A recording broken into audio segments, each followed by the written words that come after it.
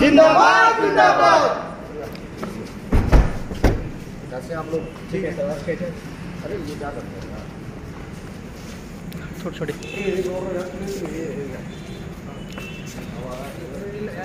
Light है बिच्चू। जय जय जय जय जय भीम जय भीम। भीम आर्मी जिंदाबाद जिंदाबाद जिंदाबाद। भीम आर्मी जिंदाबाद।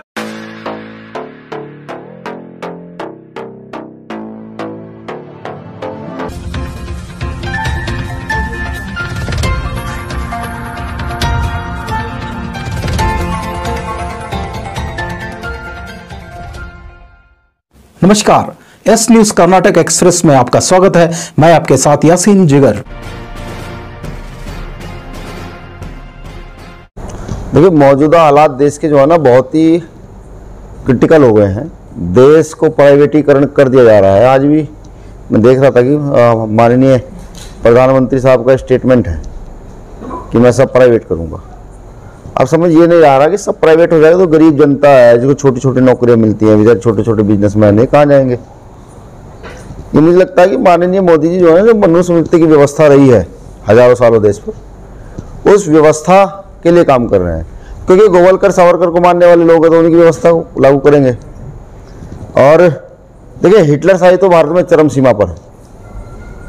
वो है ना, जैसे हिटलर के राज में हुआ करता था कि सिर्फ रोटी खाने को ही विकास समझ लिया जाए, वही भारत में हो रहा है। वो जनता के हित की, जनता के विषय में तो बात नहीं हो रही ना। बात किस चीज की हो रही है? धर्म की, हिंदू मुसलमान की। एक गरीब का धर्म से क्या मतलब? भूखे पेट व्यक्ति को रोटी चाहिए, धर्म बाद में चाहिए। ये इस देश की सरकारी आकाओं को समझना पड़ेगा। अब क्योंकि उनका जो बैकग्राउंड रहा है, बहुत सारा बैकग्राउंड तो अंग्रेजों का गुलाम रहा है, गद्दारी का रहा है, बिकने वाला रहा है। जब भगत सिंह फांसी चढ़ रहे थे उस समय, जिसको मसीहा मानते हैं वीर सावरकर, उसने जेल से चिट्ठी लिख दी थी, माफी मांग ली थी कि भाई मैं माफी मांगता हूं, मैं आपकी दास्ता स्वीकार करता हूं। भगत सिंह, अशफाक उल्लाह खां, चंद्रशेखर आजाद जैसे क्रांतिकारी, खुदीराम बोस जैसे लोग जो ना वो फांसी चढ़ रहे थे।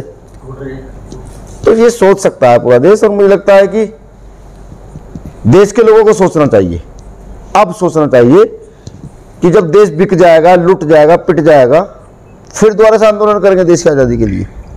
देश को प्राइवेटीकरण करना, देश को पूंजीपति व्यवस्थाओं के हाथ में दे देना है, देश को बिजनेसमैन लोगों के हाथ में दे देना है। और बिजनेसमैन का काम होता है जहां से ज्यादा प्रॉफिट होना, अपने सामान को वहीं पर बेच देना। और देश को एक वस्तु यहाँ की मौजूदा सरकार ने समझ लिया है, जो अडानी अंबानी को लगातार बेचे जा रहे हैं। बहुत सारे एयरपोर्ट महापुरुषों के नाम पर थे, वो बेच दिए जा रहे हैं। तो ये तो शर्म की बात है ना देश के लिए कि आज अडानी एयरपोर्ट हो जाएगा, रेल अडानी की हो जाएगी, हम चावल खाएंगे वो अंबानी के हो जाएंगे। ये क्या है? कल पता लग रहा कि अडानी को ये लगा कि चाइना को, जो चाइना उन्हें ज्यादा धन दे रहा है, वो चाइना के हाथ में दे देंगे, लीजिए भारत आप चला लीजिए।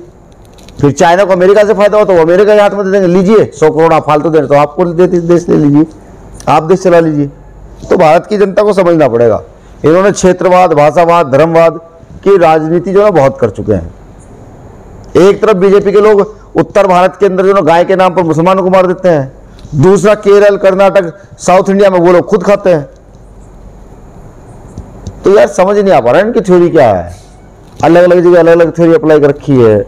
मुस्लिमों को पीटेंगे, दलितों के अधिकार छीन लेंगे, रिजर्वेशन खत्म करने की ओर रहेंगे, संविधान खत्म करने की ओर रहेंगे। देखिए, हम जैसे लोग तो चुप बैठेंगे नहीं। देश में भीम आर्मी नाम का ऐसा संगठन पैदा हो गया है जो अब जो है इनके सामने मजबूती के साथ खड़ा है। किसी दलित पर अत्याचार होगा तो खड़ा है, किसी मुस्लिम के साथ गलत होगा तो खड़ा है, किसी भी बहुजन समाज के व्यक्ति पर कुछ भी गलत होगा ना तो हम पूरी ताकत से खड़े होंगे। और हमारा जन्म ही इनकी सरकारों को उखाड़ के फेंकने के लिए हुआ है। अभी हम इन्हें बताएंगे धीरे धीरे कि इस देश में हमारी आबादी कितनी है। इन्होंने बहुत कर दिया ना कि बंगाल अलग है, यूपी अलग है, बिहार अलग है, महाराष्ट्र अलग है, केरल अलग है, कर्नाटक अलग है। हम अब इन्हें बताएंगे कि ये सब एक ही हैं, ये सब भारत के हिस्से हैं। और भारत में अब उन लोगों का राज होगा जो भारत की जनता के विषय में सोचेंगे।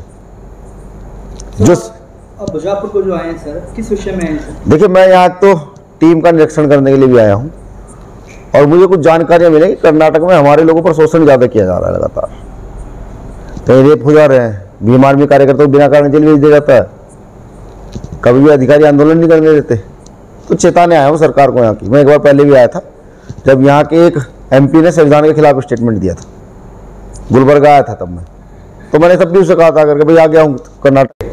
भीम आर्मी के लोग तादाद इतनी ज़्यादा है कि अगर एक बार हम सारे इकट्ठा होकर चल पड़ेंगे ना तो किसी भी प्रदेश की सरकार छोड़िए, देश की व्यवस्था खराब हो जाएगी।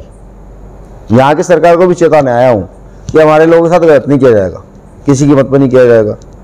कुछ मुझे जानकारी मिलेगी यहाँ कभी उपचुनाव भी है, उसके हमारे साथी ने बताया कि भैया उपचुनाव है यहाँ पर और साथी मिलना चाहते हैं। अब क्योंकि मेरा दौरा था ही तो मैं उनसे भी मुलाकात करूँगा और कोशिश की जाएगी कि बीजेपी को यहाँ से बैक किया जाए। कोई भी सामंती ताकत जो है वो जीतकर संसद में, विधानसभा में ना बैठ पाए, इसका पूरा प्रयास किया जाएगा। स्टेट प्रेसिडेंट से बात करूंगा, यहाँ की टीम से बात करूंगा, सब लोगों से बात की जाएगी, ठीक है। यहाँ की टीम, अगर यहाँ का टीम लोकतांत्रिक तरीके से एग्री होती तो हमें क्या फर्क पड़ता है। हम तो सामंती ताकत को हटाना चाहते हैं, ठीक। सर, लगता है कि आप बीजेपी के खिलाफ हैं? मैं हर उस व्यक्ति के खिलाफ हूँ जो पूंजीवाद, सामंतवाद और जातिवाद की बात करता है।